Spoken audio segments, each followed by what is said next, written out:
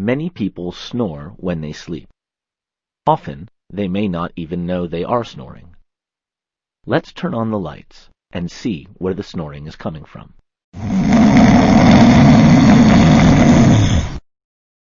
Snoring occurs when the airway is partially blocked by the uvula.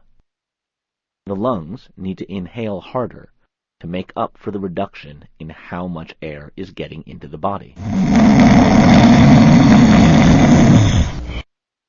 The snoring comes from the vibration of the soft palate at the back of the mouth and the uvula, which extends down from it and covers the airway. Several things can cause someone to snore. For instance, it could come from drinking too much alcohol, nasal congestion, obesity, or enlarged tonsils and adenoids.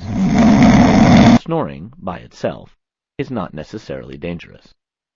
But some people that snore have such severe blockage of air that it keeps them from getting a good night's sleep. This condition is called sleep apnea. It's common, but also dangerous if it's left untreated.